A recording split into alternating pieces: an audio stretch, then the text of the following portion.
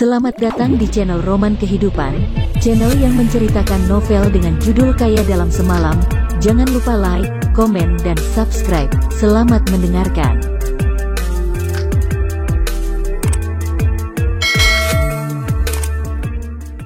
Bab 571. Kelemahan dari wanita super. Sepertinya masalah ini sedikit tidak beres dan orang-orang dari perusahaan anggur Meichen juga merasa sedikit terkejut saat melihat sekelompok orang ini yang disiram air oleh Qin Lang. Qin Lang, ada apa yang terjadi pada mereka? Tanya Lu Meichen dengan bingung. Qin Lang tidak punya waktu untuk menjawab pertanyaan Lu Meichen, melainkan dia melihat beberapa orang yang mencari masalah itu di tanah. Aku tidak tahu dendam apa yang kalian miliki dengan perusahaan anggur Meichen dan juga tidak tahu siapa yang menghasut kalian di belakang. Qin Lang berdiri di atas meja dan berkata, tetapi aku ingin memberitahu kalian bahwa pembusukan di tubuh kalian ini bukanlah penyakit kulit yang normal, melainkan sejenis infeksi seperti rabies. Ini jelas bukan sesuatu yang bisa diakibatkan dari anggur, ini terjadi melalui gigitan ataupun air liur. Ketakutan kalian pada air sekarang juga sudah cukup untuk membuktikan bahwa kalian tidak menderita penyakit kulit. Pembusukan di tubuh kalian telah mencapai stadium tengah. Jika tidak ditangani dengan tepat waktu, seluruh tubuh kalian akan segera mengalami pembusukan. Saat itu, tidak ada orang yang bisa menyembuhkan kalian. Jangan mempertaruhkan nyawa kalian untuk sedikit uang ini lagi. Qin Lang melambaikan tangan pada Lu Meichen untuk menelepon pihak kepolisian dan rumah sakit. Nyonya kaya berpakaian mewah itu dan lainnya hendak ingin mengatakan sesuatu, tetapi tubuh mereka menjadi kaku dan tidak bisa bersuara. Mereka menggigil seperti seekor anjing yang ketakutan. Nona Lu, situasi mereka tidak ada hubungannya dengan arak obatmu. Sangat dimungkinkan bahwa mereka semua dipekerjakan oleh pesaing untuk menghadapimu, untuk melawanmu dengan kekuatan terbesar. Orang gelap di belakang layar ini menginfeksi mereka dengan virus yang mirip seperti rabies. Setelah masa inkubasinya berlalu, mereka akan menjadi gila atau mati. Dengan cara ini, mereka bisa menjatuhkan perusahaan anggur Meichen secara total. Qin Lang melirik nyonya kaya berpakaian mewah itu dan lainnya. Tentu saja, orang gelap di belakang layar ini juga telah menipu mereka dan memberitahu mereka bahwa ini hanyalah penyakit kulit yang biasa. Jika tidak ada satu orang normal pun yang akan mengambil risiko ini. Qin Lang lanjut berkata, pikirkanlah dengan baik, siapa yang sangat membencimu. Qin Lang masih menyembunyikan satu hal di dalam hatinya dan tidak mengatakannya, bahwa virus ini tidak dapat dibuat oleh orang biasa. Takutnya dibuat oleh sebuah kekuatan yang sangat besar. Hanya saja bagaimana bisa kekuatan besar itu bertindak kejam terhadap perusahaan anggur ini. Qin Lang curiga bahwa ada sesuatu di dalamnya, tetapi dia tidak memiliki bukti dan juga tidak bisa sembarang menebaknya. Aku akan menyelidikinya dengan baik-baik. Lu Meichen menatap Qin Lang dan matanya memanas. Setengah jam kemudian, di bawah operasi Lu Meichen, pihak kepolisian dan dokter bergegas kemari dan juga membawa banyak peralatan medis. Mereka melakukan perawatan dan pemeriksaan terhadap nyonya kaya berpakaian mewah itu dan lainnya di tempat. Efisiensi dari para dokter ini sangat cepat. Dalam waktu kurang dari 1 jam, hasil pemeriksaan dari nyonya kaya berpakaian mewah itu dan lainnya sudah keluar. Pembusukan di tubuh mereka memang penyakit kulit, melainkan sejenis infeksi rhabdovirus yang mirip dengan rabies. Persentase kematian dari virus ini tidak sebaik persentase kematian rabies, tetapi jalur penularannya jauh lebih buruk dari yang pertama dan juga sangat berbahaya bagi tubuh manusia. Diperkirakan bahwa mereka harus bergantung pada jarum suntik yang mahal selama seumur hidup mereka. Tidak mungkin, itu tidak benar. Nyonya kaya berpakaian mewah itu tampaknya ketakutan. Lalu dia merebut hasil pemeriksaan dari tangan dokter dan membacanya berkali-kali. Data angka sel darah putih, air liur dan cairan cerebrospinal semuanya tidak normal. Wajahnya menjadi pucat. Jika kamu tidak percaya, pergilah ke rumah sakit untuk melakukan pemeriksaan. Kamu tahu dengan kondisi tubuhmu sendiri. Qin Lang melangkah maju dan menatapnya. Ambillah uang untuk menukar nyawamu di paruh hidup ini. Oh iya, kamu tidak bisa menyentuh air selama seumur hidupmu, Dokter Jenius. Dokter Jenius, kamu bisa melihatnya langsung. Kalau begitu seharusnya kamu juga bisa menyembuhkannya. Setelah mendengar bahwa dirinya sendiri tidak bisa menyentuh air selama seumur hidup, nyonya kaya berpakaian mewah ini menjadi runtuh seketika. Aku sudah salah. Aku mohon padamu untuk menyelamatkanku. Aku punya orang tua dan anak-anak. Aku tidak ingin hidup sebagai anjing. Mohon padamu untuk menyelamatkanku. Nyonya kaya berpakaian mewah itu berlutut di depan Qin Lang dan memohon. Aku hanya saja terobsesi oleh uang sesaat dan dimanfaatkan sebagai senjata oleh seseorang dari perusahaan anggur bawang. Yang lainnya juga ikut berlutut dan memohon kepada Qin Lang untuk menyembuhkan mereka. Perusahaan anggur bawang. Lu Meichen mengatupkan giginya, Meng Lili. Ada sedikit perubahan pada ekspresi wajah Qin Lang, orang keluarga Meng lagi. Dalam waktu yang singkat, perusahaan Lu Meichen kembali tenang. Qin Lang menulis resep obatnya dengan santai. Kemudian orang-orang dari perusahaan anggur Meichen juga mengikuti resep obatnya untuk membuat obatnya. Qin Lang, terima kasih. Lu Meichen berterima kasih kepada Qin Lang. Jika bukan karena kamu yang membantu hari ini, perusahaanku pasti akan dihancurkan sepenuhnya oleh mereka, bahkan juga akan bangkrut dalam waktu 2 hari ini. Qin Lang berkata, tidak apa-apa, aku selalu bersikap lebih adil. Pokoknya, aku telah berhutang budi padamu. Lu Meichen tersenyum, keterampilan medismu begitu hebat, atau tidak datanglah ke perusahaanku untuk menjadi wakil presiden dan sekaligus menjadi apoteker yang pertama. Presiden Lu, jangan bercanda lagi, bagaimana bisa aku seorang petarung menjadi wakil presiden? Qin Lang menolak permintaan ini. Menurut kemampuan keluarga Lu kalian bisa menyelesaikan krisis dengan satu kalimat, kamu sendiri juga bisa. Aku tidak akan membiarkan keluarga Lu membantuku dan keluarga Lu juga tidak akan ikut campur tangan. Ekspresi di wajah Lu Meichen yang cantik menjadi sedikit konyol, bahkan keluarga Lu tidak sabar untuk menunggu perusahaanku jatuh bangkrut. Qin Lang tercengang sejenak, kamu adalah keponakan dari keluarga Lu, bagaimana bisa keluarga Lu berharap kamu sial? 2 tahun yang lalu, setelah aku kembali dari luar negeri, keluarga Lu ingin menikahiku dengan seorang pangeran dari negara minyak bumi menjadi selir. Aku tidak akan pernah menjadi korban. Keluarga Lu Meichen tertawa. Aku bilang kepada mereka bahwa aku ingin memiliki hidupku sendiri dan nilaiku jauh 10 kali lebih tinggi daripada pernikahan politik. Kemudian, keluarga membuat sebuah kesepakatan denganku. Mereka memberiku kesempatan untuk menunjukkan bakatku dan memintaku untuk mengambil alih perusahaan Anggur Group Wang yang divestasi dalam waktu 2 tahun. Jika aku tidak mengandalkan koneksi dari grup Wang untuk bekerja keras, maka mereka akan memberiku kebebasan. Jika aku tidak melakukan apapun ataupun gagal untuk mencapai target, maka aku harus pergi ke negara minyak bumi dengan patuh untuk menjadi selir dan mendapatkan kualifikasi pengembangan minyak bumi untuk keluarga. Tentu saja, selama aku berbisnis, keluarga Lu juga tidak akan ikut campur tangan.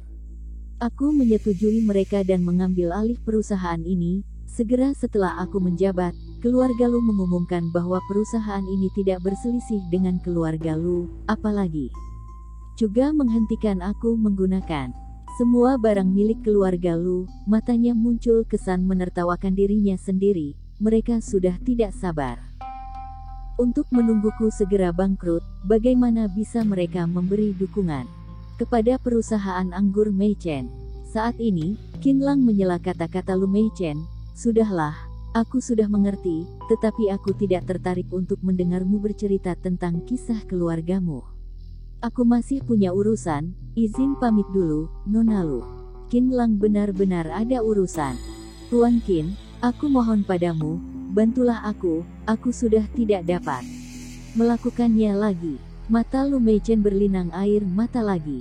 Dia memohon Qin Lang dengan sungguh-sungguh. Qin Lang mengerutkan kening dan berpikir bahwa mengapa gadis kecil ini Begitu melekat pada orang, dia berdiri diam, tetapi dia juga tidak menoleh ke belakang dan merasa bahwa dirinya sendiri terlalu banyak mengatur.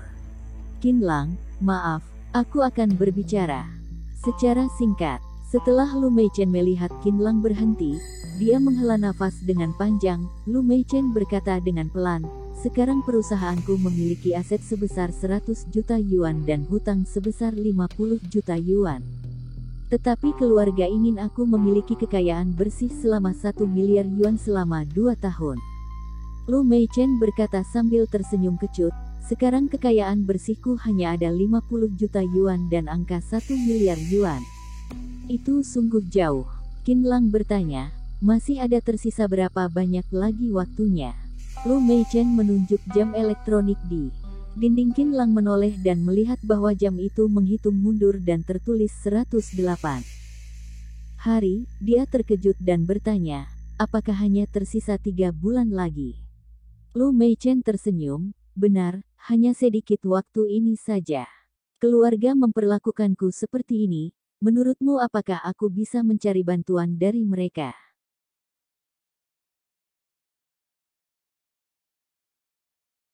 Bab 572. Bisnis yang dikelola oleh suami istri. Kekuatan dari keluarga Lu tidak ada artinya bagiku sekarang, sungguh terhormat bagiku jika mereka tidak datang merusak bisnisku, kata Lu Meichen. Tetapi mereka pasti berharap perusahaanku cepat bangkrut, apalagi hari ini terjadi masalah ini dan perusahaan anggur bawang juga mengamati perusahaanku di luar. Aku benar-benar sudah tidak tahan lagi masalah internal dan eksternal ini. Untungnya bahwa kamu membantuku, atau tidak aku benar-benar akan jatuh. Aku berharap kamu terus membantuku. Aku telah melihat banyak orang di dunia bisnis dan tahu bahwa kamu pastinya adalah jenis pria yang memiliki status tertentu di dunia. Aku mohon padamu, Lu Meichen. Membungkuk dengan ekspresi yang kasihan, Qin Lang berkata, sulit untuk mendapatkan kekayaan bersih lebih dari 20 kali lipat selama 3 bulan, bukan sulit lagi, tetapi memang mustahil. Wajah Lu Meichen yang cantik tidak menunjukkan ekspresi yang tertekan, melainkan membawa kesan semangat juang dan optimis, tetapi pada akhirnya aku masih punya waktu bukan? Aku akan berusaha lebih keras lagi selama 3 bulan ini. Mungkin saja akan terjadi keajaiban, jika aku benar-benar tidak mencapai target, maka aku akan mengakui nasibku. Ada kegigihan yang tak terlukiskan di mata Lu Meichen. Qin Lang mengangguk dan semangat Lu Meichen untuk tidak mengakui kekalahannya pada detik terakhir membuatnya tersentuh. Sebenarnya, sikap ini sedikit mirip dengan dirinya sendiri. Bukannya dirinya sendiri juga diusir keluar dari keluarga Qin dan tidak suka untuk menggunakan sedikit kekuasaan dari keluarga Qin. Dia merasa bahwa perilaku Lu Meichen yang sekarang sangat berharga. Oh iya, ada apa yang terjadi pada perusahaan anggur bawang? Qin Lang tiba-tiba memikirkan sebuah pertanyaan, apakah mereka adalah pesaingmu? Perusahaan anggur bawang, perusahaan di bawah pimpinan Meng Lili dari keluarga Meng, Lu Meichen berkata kepada Qin Lang. Dulunya mereka sama dengan perusahaan anggur Grup Lu, yang hidup setengah mati, dan menjadi agen dari beberapa merek anggur merah. Tetapi beberapa bulan yang lalu, Meng Qingyu, pamannya Meng Lili telah melakukan reformasi di perusahaannya, baik itu kucing hitam ataupun kucing putih. Menangkap tikus adalah panji kucing yang baik. Mereka ingin menilai prestasi berdasarkan hasil dari orang-orang perusahaan mereka. Meskipun banyak orang yang membenci Meng Qingyu, tetapi di bawah tekanan kerja yang tinggi, semua orang di grup bawang dalam bahaya dan potensi mereka telah meledak keluar. Untuk mendapatkan posisi di dalam grup, semua bisnis direbut oleh orang-orang dan perusahaan anggur bawang juga kembali aktif. Perusahaan anggur bawang juga tidak lagi menjadi agen dari beberapa merek anggur merah, melainkan telah membuat serangkaian arak obat dengan modal yang rendah. Tentu saja, tidak masalah untuk melakukan persaingan yang sehat, tetapi mereka tidak punya prinsip untuk melakukan sesuatu. Tidak hanya mengalih personel perusahaan kami dan meniru merek kami, tetapi juga membuat opini gelap kami dan menyebarkannya kemana-mana. Pangsa pasar kami telah jatuh hampir 40%. Kilatan cahaya melintas di matanya. Hari ini mereka bahkan melakukan hal-hal yang bertentangan dengan akal dan alam. Kekuatan keluarga Meng di bidang pengobatan terbukti dengan sendirinya. Mereka membuat arak obat, sedangkan perusahaan anggur Meichen benar-benar sedang cari mati. Ketika menghadapi pesaing yang demikian, Lu Meichen pastinya sedang bertarung dengan seekor harimau, sedangkan Qin Lang juga mengerti dengan karakter Meng Qingyu dan juga tahu bahwa metode yang keji ini juga sejalan dengan gaya mereka. Qin Lang mengerutkan kening, apakah kalian tidak mengeluh? Lu Meichen menghela nafas dengan pelan, apa yang bisa dikeluhkan tanpa adanya bukti? Kami pernah melaporkan hal-hal ini kepada Meng Lili, tetapi perusahaan anggur bawang menghasilkan banyak uang sekarang, sedangkan Meng Lili juga sama sekali tidak peduli pada kami. Hanya saja aku akan menyerang balik pada mereka kali ini dan tidak akan melepaskan mereka dengan mudah. Kilatan cahaya muncul lagi di matanya, dengan adanya sekelompok pasien ini di tangan, aku akan membuat perusahaan anggur bawang menjadi bangkrut. Saat ini, terdengar suara pintu yang terbanting sampai terbuka. Presiden Lu, gawat, sudah terjadi masalah yang besar, namun, ketika Lu Meichen mengucapkan kata-kata ini, tatapan matanya seolah-olah ada sejenis kegelapan yang tak berdaya, yang tidak bisa diungkapkan dengan kata-kata, kesannya sangat kasihan, seolah-olah dirinya sendiri mengambang dan tidak tahu kapan akan ditelan nantinya. Bang! Saat ini, seorang sekretaris bergegas masuk dan berteriak, Presiden Lu, Master Lin sudah diserang dan tertembak oleh Panan. Setelah mendengar laporan dari sekretaris, Lu Meichen terkejut dan wajahnya yang cantik langsung memucat. Dia menatap Qin Lang dengan pandangan yang memohon. Kali ini, Qin Lang sangat tegas dan tidak menyetujuinya. Jika Lu Meichen sini terus bermasalah, bukannya dirinya sendiri harus tinggal di sini hari ini, dia harus pergi dengan tegas, atau tidak dia akan segera menjadi saluran bantuan Lu Meichen. Qin Lang memasukkan tangannya ke dalam sakunya dan berkata, izin pamit dulu, Nona Lu. Kemudian, dia berjalan keluar. Kali ini, Lu Meichen tidak berani untuk meminta bantuannya lagi. Dia juga mengikuti Qin Lang keluar dengan putus asa. Qin Lang menemukan bahwa setelah Lu Meichen menunjukkan senyuman yang terpaksa dan mengucapkan selamat tinggal kepada dirinya sendiri, dia masuk ke dalam mobil Porsche. Setelah sekian lama, dia bahkan tidak menyalakan mobilnya. Qin Lang menghela nafas. Dia tidak mengatakan apapun dan berlari cepat menuju ke arah Zhongyu, rumah sakit Universitas Yanjing. Warna kulit Zhongyu sangat bagus dan tidak terlihat bahwa dia telah melewati malapetaka apapun. Ketika bertemu dengan Qin Lang, dia memeluk Qin Lang dengan erat di situasi semua orang menemaninya di tempat. Zhongyu merasakan kepuasan yang belum pernah ada sebelumnya. Dia selalu merasa begitu hangat, praktis dan aman di dalam pelukan Qin Lang. Ada banyak pos penjaga di luar dan juga ada orang-orang yang dikirim oleh persekutuan Yanjing untuk melindungi mereka secara rahasia. Qin Lang telah menemukannya segera setelah dia masuk. Chang Sihong dan Zhong Xuesan juga berada di sekitar. Keamanan Zhongyu adalah prioritas utama dan tidak ada orang yang berani ceroboh. Ketika melihat Qin Lang dan Zhongyu saling berpelukan, semua orang juga keluar dengan peka. Qin Lang sedang menemani Zhongyu sepanjang hari. Mereka berdua saling menyuap nasi dan buah satu sama lain, yang terlihat sangat mesra. Hanya Zhongyu yang bisa melihat sisi Qin Lang yang lembut. Setelah mengobrol begitu banyak, Qin Lang tiba-tiba merasa bahwa sudah waktunya bagi Zhongyu untuk berkarir. Zhongyu adalah mahasiswi berprestasi di Universitas Yanjing dan tidak bisa selalu ditemani oleh dirinya sendiri. Apalagi keamanan Zhongyu untuk ke depannya juga harus lebih diperhatikan. Ada banyak orang yang ingin membunuh Qin Lang, sedangkan Zhongyu yang menjadi pemimpin sekte pemujaan terhadap rembulan, malah tidak memiliki sedikit kemampuan untuk melawan. Sudah waktunya untuk menciptakan kembali Yuer. Sebenarnya, Zhongyu sudah bukan mahasiswi itu lagi, melainkan dia adalah seorang gadis yang memiliki potensi yang tak terbatas. Yuer, bagaimana dengan pelatihan akademismu? Aku ingin membiarkanmu melakukan sesuatu hal untukku. kata Qin Lang. Xiaolang, apakah kamu ingin membiarkanku keluar untuk berbisnis bersamamu? Kata Zhong Yu sambil tersenyum. Bagaimana mungkin aku bisa? Aku sama sekali tidak punya pengalaman sosial.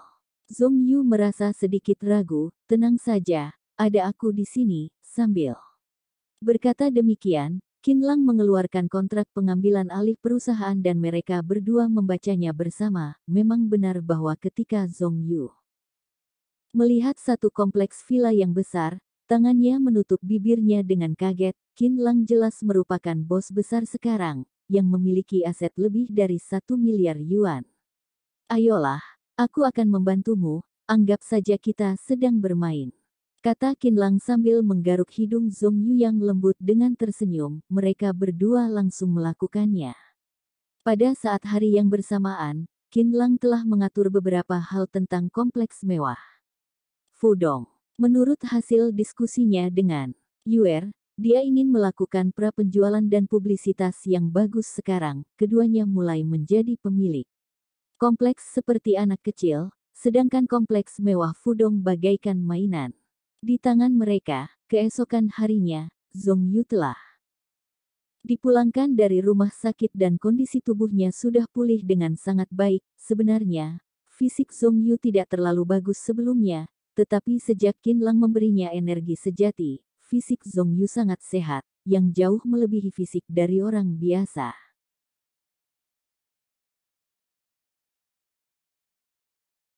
Bab 573. Jangan ribut jika bisa bertindak. Sebenarnya, jika Qin Lang berbicara, semua keluarga besar di Yanjing pasti akan datang untuk membawa uang padanya. Qin Lang sudah berbeda dari ketika dia berjudi di kamar dagang Sky Eagle. Qin Lang yang sekarang menjadi lebih kuat, bahkan koneksinya juga semakin luas, namun, Qin Lang lebih suka berjuang sendiri. Jika keluarga Lian telah memberinya satu kompleks villa, kalau begitu mari kita menikmatinya secara resmi. Dengan kecepatan bagaikan kilat, kompleks mewah Fudong segera mulai bekerja, sedangkan Zhong Yu juga memanfaatkan waktu luangnya dan pergi ke perusahaan pengembang properti Fudong untuk menjabat sebagai manajer umum. Kakak Lang, kompleks mewah Fudong sana sudah direnovasi sesuai dengan permintaanmu dan kita juga sudah bisa melakukan pra-penjualan. Malam ini kebetulan ada acara perkumpulan pengembang properti dan perusahaan media. Kita juga telah diundang oleh mereka dan lokasinya berada di lantai bawah. Tetapi perusahaan media sana sepertinya sedikit provokatif secara disengaja. Biasanya, perusahaan media dapat membantu untuk membuat promosi pemasaran dengan harga paling banyak sekitar 1 hingga 2 juta yuan. Jika mengundang bintang, mungkin saja akan lebih dari puluhan juta yuan. Song Xiaoyu memberitahu Qin Lang tentang harga pasaran sekarang. Dia telah bernegosiasi dengan mereka, tetapi sayangnya bahwa mereka sama sekali tidak menerimanya. Berapa banyak yang mereka inginkan? Tanya Qin Lang. Ekspresi wajah Song Xiaoyu terlihat sedikit tersulit. Dia tidak tahu bagaimana untuk menjawabnya.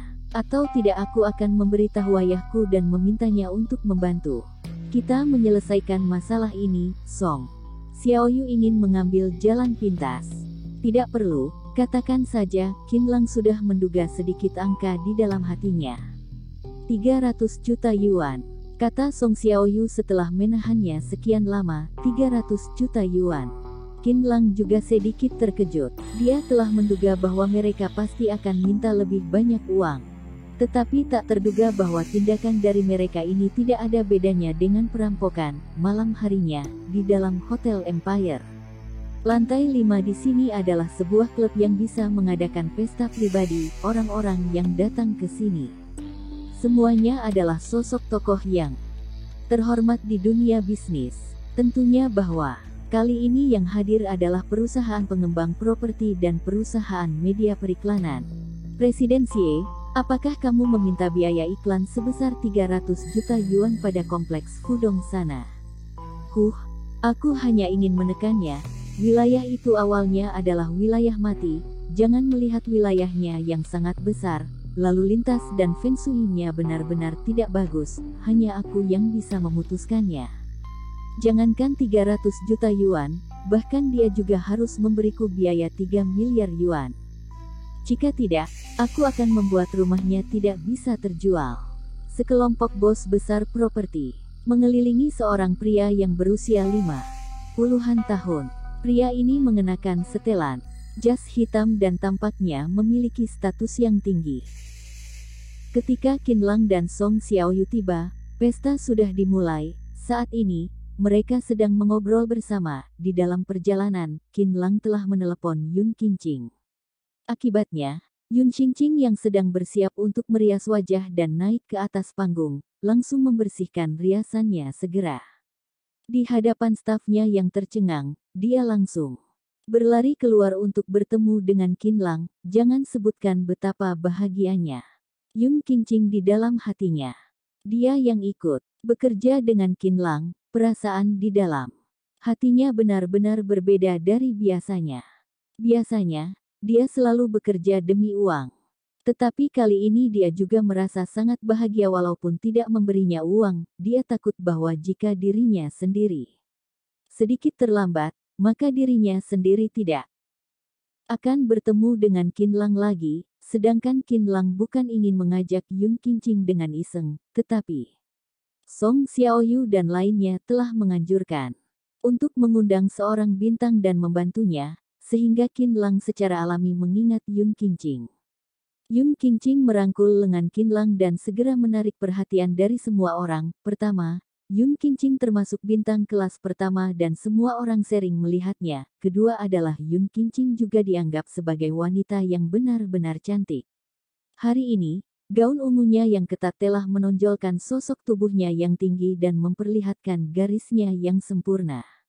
Begitu dia muncul, dia secara alami telah menjadi fokus dari semua orang di tempat. Banyak mata yang tertuju pada Yun Qingqing, sedangkan Qin Lang juga secara alami dilihat oleh mereka. Lagi pula, hanya ada sedikit pria yang bisa dirangkul oleh Yun Qingqing. Nona Yun Qingqing. Xie Haiyin memegang segelas anggur merah dan berjalan kemari sambil menyapanya.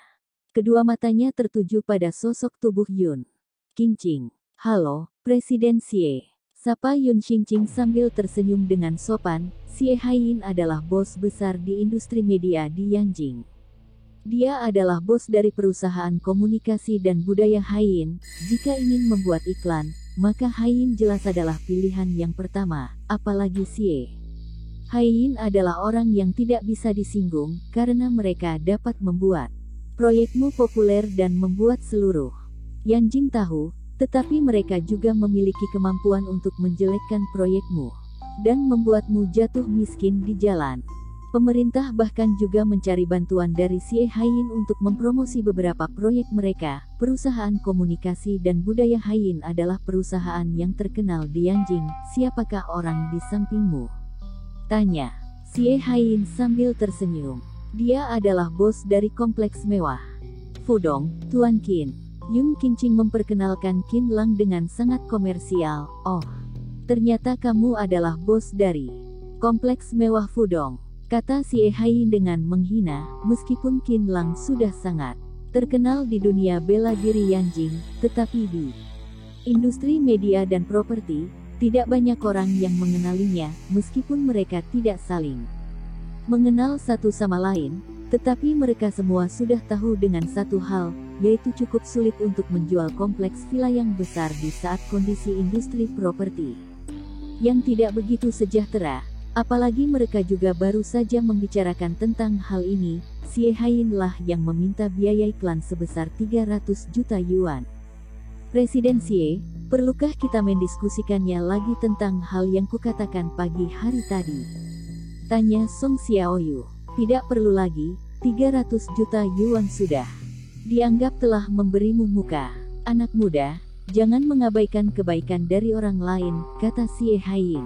Aku memberitahu kalian, jika kalian merasa terlalu mahal, kalian bisa pergi mencari perusahaan lainnya, tetapi aku berani menjamin bahwa tidak ada orang yang berani mengambilnya. Tetapi jika bosmu ada di sini hari ini, aku bisa memberinya sedikit muka. Ketika Xie Haiyin mengucapkan kalimat ini, dia tidak menatap Qin Lang, melainkan dia sedang menatap Yun Qingqing.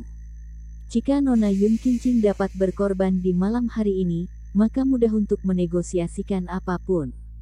Xie Haiyin tertawa dan wajahnya menunjukkan senyuman yang mesum. Apa katamu? Qin Lang sedikit menyipitkan matanya. Ini adalah pendahulu dari kemarahan Qin Lang. Aku menyarankan kalian untuk tidak mengabaikan kebaikan dari orang lain. Anak muda, jika kamu tidak membayar sedikit pengorbanan, bagaimana bisa kamu mendapatkan sesuatu? Kata Xie Haiyin. Sambil menyeringai, dia sengaja untuk menaikkan harganya. Sebenarnya, 10 juta yuan sudah cukup untuk melakukan promosi dari kompleks mewah Fudong, tetapi dia pernah mendengar sebelumnya, bahwa sepertinya bos dari kompleks mewah Fudong ini adalah seorang anak muda, apalagi sepertinya juga tidak memiliki pengalaman dan latar belakang properti. Oleh karena itu, itulah sebabnya dia berani meminta lebih banyak. Bangunan kalian sudah pernah terjadi korban. Jika ingin aku membantumu untuk menyelesaikannya, keluarkanlah uang 30 juta yuan, atau tidak jangan berharap untuk bisa menjual satu set rumahmu. Kata Xie Haiyin dengan percaya diri, lagi pula, semua perusahaan dan bangunan di Yanjing harus melihat mukanya. Jika tidak, mungkin saja besok kamu akan masuk ke dalam koran, majalah dan berita televisi, karena dia memiliki terlalu banyak metode untuk menghancurkanmu. Atau tidak, aku baru saja memberitahumu bahwa kamu bisa membiarkan Yun Qing Lang. Qin Lang tiba-tiba menamparkan Xie Haiyin. Tiba-tiba, semua orang di seluruh aula terdiam dan tatapan mereka tertuju ke sini. Beraninya kamu menamparku bukan? Xie Haiyin menutupi wajahnya dengan tidak percaya.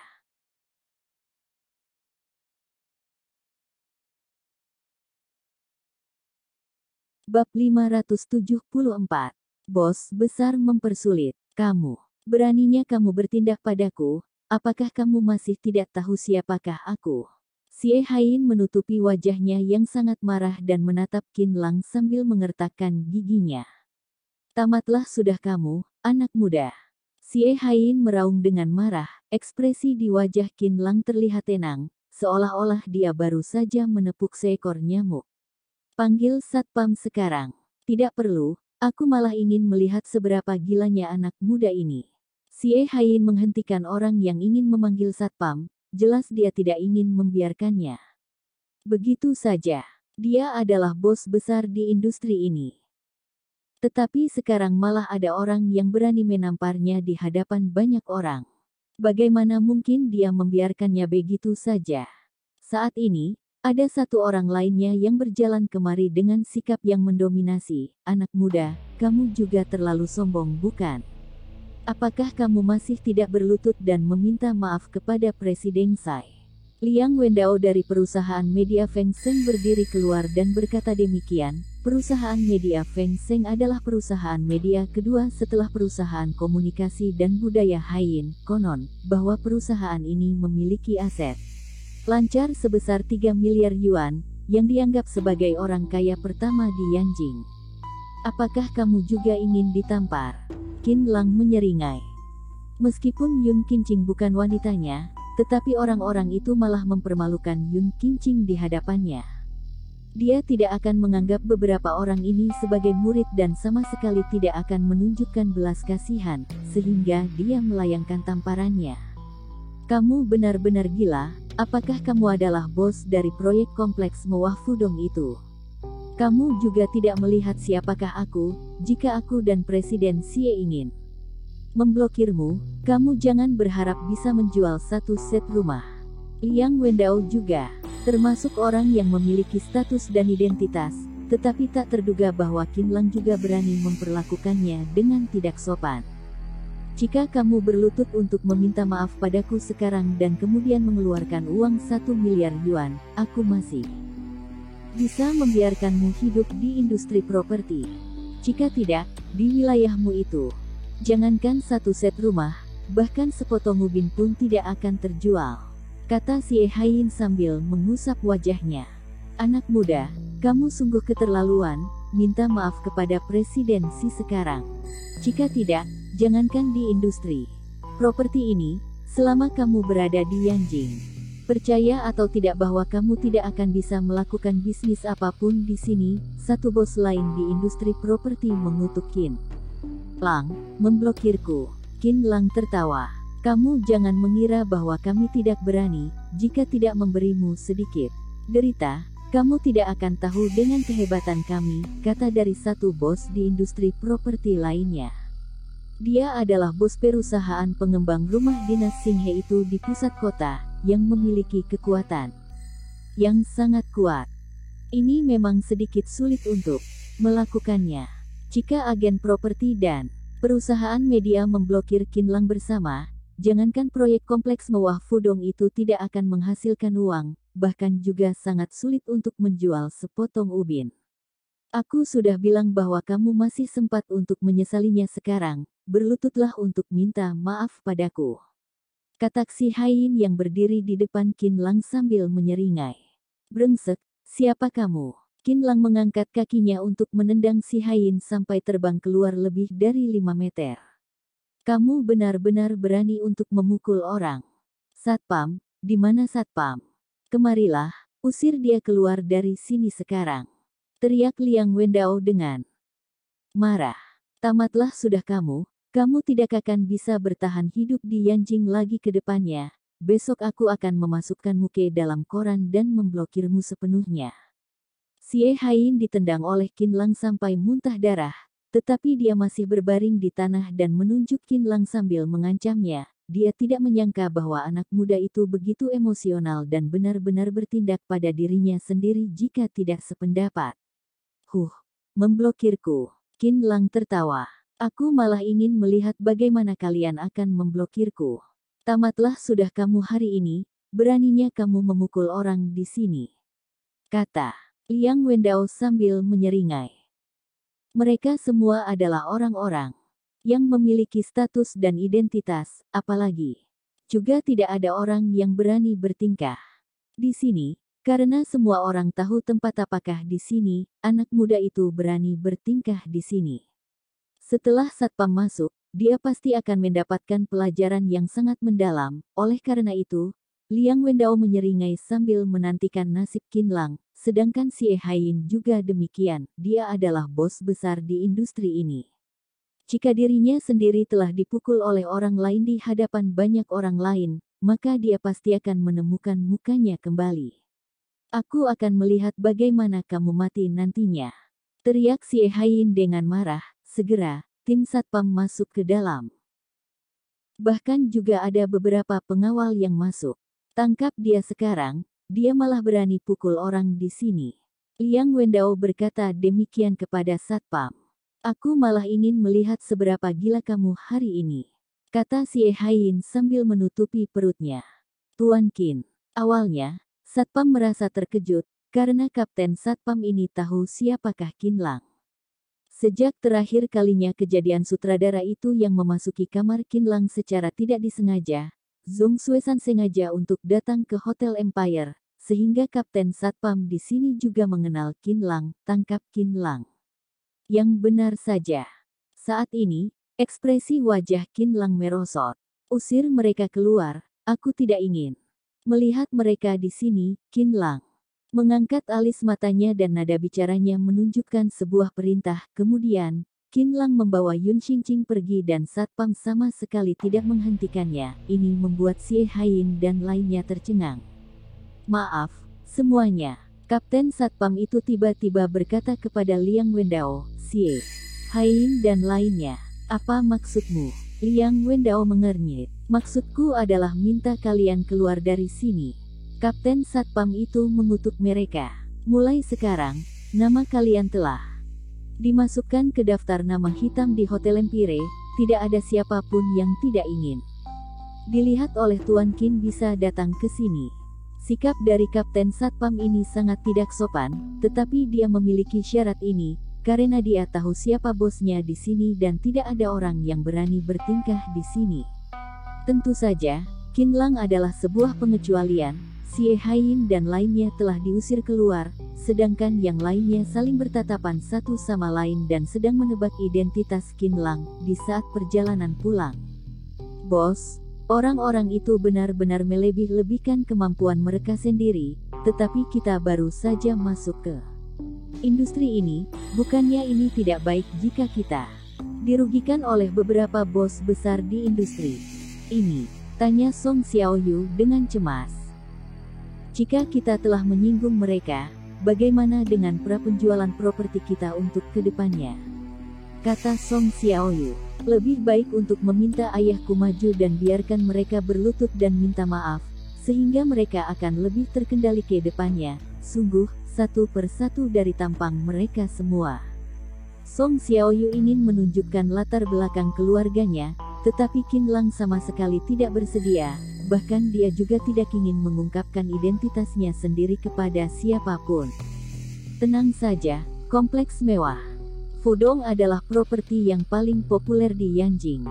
Jika tidak ada uang 200 juta yuan, jangan berharap untuk membeli satu set rumah di sini. Qin Lang tertawa. Aku tidak menginginkan orang lain ikut campur tangan, kita sebagai anak muda harus memiliki bisnis kecil sendiri. Qin Lang lanjut berkata demikian. Apakah kamu benar-benar berani berpikir seperti itu? Kata Yun Qingqing sambil tertawa. Harus tahu bahwa menjual rumah tidak semulus dulu, apalagi rumah di pusat kota juga tidak semahal rumahmu. Harga ini mungkin saja dianggap paling rendah. Setelah aku menyelesai semuanya, aku rasa bahwa mereka pasti juga akan kembali untuk membeli satu set rumah di sini. Qin Lang sepertinya sudah punya rencana. Dia memang punya rencana. Setelah dia mulai menyerap sinar matahari dan bulan, dia memiliki kemampuan untuk mengatur aura di kompleks mewah Fudong. Dengan adanya ini, Qin Lang dapat mengontrol suhu di seluruh kompleks dengan sesuka hatinya. Bahkan di musim panas, dia juga bisa membuatnya menjadi dingin dan segar. Bab 575 sulit untuk menyelesaikan. Berbagai hal dalam setiap langkah. Awalnya, keluarga Song adalah keluarga besar di Yanjing, apalagi keluarga Xun jatuh dan keluarga Song mengambil harta keluarga yang begitu besar, tetapi Song Xiaoyu juga tidak begitu tertarik. Song Xiaoyu masih berharap bahwa dirinya sendiri bisa berkarir dengan kemampuannya sendiri. Semakin dia memahami Qin Lang, dia semakin merasa bahwa mengikuti Qin Lang adalah tujuan yang terbaik bagi generasi kedua yang seperti mereka. Jika tidak, dirinya sendiri juga tidak bisa lepas dari label generasi kedua setelah menghabiskan seluruh hidupnya, yang tidak ada bedanya dengan dinafkahi oleh orang lain. Namun, setelah Qin Lang mengatur dia untuk berkarir di kompleks mewah Fudong, dia menemukan bahwa segala sesuatunya jauh lebih sulit daripada yang dia bayangkan. Hampir ada duri di mana-mana dan ini sangat sulit untuk menyelesaikan berbagai hal dalam setiap langkah tanpa bergantung pada perlindungan ayahnya. Oh iya, Kakak Lang, ada yang salah dengan departemen penjualan bangunan kita. Song Xiaoyu merasa bahwa masalahnya cukup banyak dan sedikit kewalahan. Ada apa lagi? Kata Qin Lang sambil mendongak dengan ragu. Supervisor dari departemen penjualan meminta untuk penambahan gaji, atau tidak dia akan bersama semua karyawan untuk keluar, jawab Song Xiaoyu. Orang-orang muda ini memanggil Qin Lang sebagai kakak Lang di luar dan ini juga tidak akan mengungkapkan jabatan Qin Lang. Supervisor departemen penjualan di perusahaan sepertinya telah mendengar sedikit informasi dan tahu bahwa Qin Lang baru saja memulai kariernya dan kekurangan orang, sehingga dia berencana untuk mengancam bosnya sendiri. Bawa dia ke sini untuk menemuiku, kata Qin Lang. Di ruangan kantor kompleks mewah Fudong, seorang pria yang menyisir rambut dengan minyak rambut segera datang. Sebagai supervisor departemen penjualan dari proyek ini, dia juga telah bekerja di industri ini selama lebih dari belasan tahun, yang dapat dianggap sangat berpengalaman. Yang paling penting adalah koneksinya juga sangat luas. Tetapi sekarang sejak dia mendengar bahwa bos dari proyek ini telah berganti orang, dia selalu mencari peluang untuk menaikkan gajinya sendiri. Tidak ada yang salah dengan hal ini, karena dia baru saja menerima sebuah panggilan tadinya dan tahu bahwa Qin Lang telah menyinggung beberapa bos besar di industri properti, sehingga pemikirannya yang tidak benar mulai muncul. "Halo, Presiden Qin, apakah kamu ingin menaikkan gajimu?" tanya Qin Lang sambil menanam bunga. "Presiden Qin, sebenarnya ini juga bukan maksudku, melainkan maksud dari orang-orang di bawah," jawab Supervisor Departemen Penjualan. "Apakah kenaikan gajimu adalah maksud dari orang-orang di bawah?" Qin Lang bertanya lagi. Supervisor Departemen Penjualan baru saja kembali respons dan kemudian tersenyum. Tetapi Qin Lang juga tidak terlalu peduli, dan lanjut berkata, "Aku akan menambahkan gajimu sebesar 50.000 yuan per bulan, bagaimana menurutmu?" Sebenarnya, gaji tahunan dari Supervisor Departemen Penjualan awalnya lebih dari 1,5 juta yuan, kini gaji tahunannya bertambah 600.000 yuan lagi. Bagi seorang Supervisor Departemen Penjualan, mungkin saja juga tidak terlalu tinggi, namun perlu diingat satu hal, yaitu prapenjualan proyek kompleks mewah Fudong ini masih belum dimulai, juga berarti bahwa dia sekarang bisa mendapatkan gaji per bulan tanpa harus bekerja. "Presiden Qin, ini juga terlalu sedikit. Harga barang sekarang juga naik sangat tinggi." Meskipun Supervisor Departemen Penjualan berkata demikian, tetapi dia tidak akan melepaskan Qin Lang. "Presiden Qin, terus terang saja, jika gaji tahunanku tidak mencapai angka 10 juta yuan, aku hanya bisa memilih untuk pergi. Lagi pula, aku sudah lama tinggal di Yanjing dan masih bisa menemukan pekerjaan dengan gaji tahunan yang demikian." Tentu saja, Supervisor Departemen Penjualan itu sedang membual. Lagi pula, semakin kamu menjadi bos, kamu akan semakin pintar. Jika Supervisor Departemen Penjualan bisa mendapatkan gaji tahunan sebesar 10 juta yuan, diperkirakan bahwa bosnya sudah hampir gila. Tetapi dia tahu bahwa Qin Lang tidak memiliki siapapun di tangannya sekarang dan tidak berani untuk melepaskannya pergi. Oleh karena itu, dia sangat percaya diri. "Oke, kalau begitu pergilah ke Departemen Akuntansi sana untuk mengambil gajimu, silakan pergi." Qin Lang bahkan tidak melihatnya dan langsung melontarkan kalimat ini. Ini membuat Supervisor Departemen Penjualan ini sedikit tercengang saat ini. "Presiden Qin, sebenarnya ini juga bisa dinegosiasikan." Sebenarnya, Supervisor Departemen Penjualan sama sekali tidak berniat untuk pergi. Bukannya mendapatkan gaji tanpa bekerja di sini adalah hal yang baik. Jika dia pergi dari sini, menurut kemampuannya, sudah bersyukur baginya. Jika bisa menemukan pekerjaan dengan gaji tahunan 500.000 yuan, tidak ada yang perlu didiskusikan lagi. "Silakan pergi," Qin Lang menyeringai. "Hei kamu yang bermarga Qin, apa maksudmu?" Supervisor Departemen Penjualan itu tiba-tiba menjadi marah. "Bukannya kamu bilang bahwa kamu tidak akan bekerja jika gaji tahunanmu kurang dari 10 juta yuan? Maaf, tempatku kecil dan tidak dapat menampungmu dan juga tidak dapat mempekerjakanmu. Aku tidak akan menunda waktumu. Pergilah untuk mendapatkan uang 10 juta yuanmu," kata Qin Lang sambil mencibirnya dengan dingin. Bagaimana mungkin Qin Lang tidak bisa melihat tipuan kecil dari Supervisor Departemen Penjualan ini? "Hei kamu yang bermarga Qin, jika aku pergi, aku berani jamin bahwa kamu sama sekali tidak bisa menemukan satu orang pun," kata Supervisor Departemen Penjualan ini sambil mengancam Qin Lang. "Kakak Lang, jika dia sudah pergi, kita benar-benar kekurangan orang," kata Song Xiaoyu sambil mengingatkan Qin Lang di samping. Qin Lang tertawa, kemudian dia mengambil ponsel dan langsung menelepon seseorang. "Apakah kamu menginginkan gaji tahunan sebesar 3 juta yuan?" "Apa? 3 juta yuan?" Liu Hongbin yang sedang membagikan brosur properti di jalanan menjadi terkejut. "Mau atau tidak?" Qin Lang bertanya padanya lagi. "Mau, aku segera datang," jawab Liu Hongbin. Setelah menutupi panggilannya, Qin Lang mendongak dan menatap Song Xiaoyu dan Supervisor Departemen Penjualan itu. "Silakan, hei kamu yang bermarga Qin, aku beritahu kamu, tanpa adanya aku di sini, aku ingin melihat bagaimana caramu untuk menjual rumah ini. Aku beritahu kamu, aku bisa pergi Tetapi aku berani jamin bahwa kamu bahkan tidak bisa menjual sepotong batu bata. Supervisor departemen penjualan ini melontarkan kata-kata yang kejam. Tidak perlu merepotkanmu lagi, keluarlah. Qin Lang menjadi sedikit tidak sabar. Qin Lang, tunggu saja kamu. Ketika supervisor departemen penjualan itu pergi, dia masih mengancamnya. Song Xiaoyu sudah tidak tahan lagi dan langsung menamparkan supervisor itu 2 kali. Pergi sana, tidak ada orang yang berani berbicara dengan Presiden Qin seperti ini.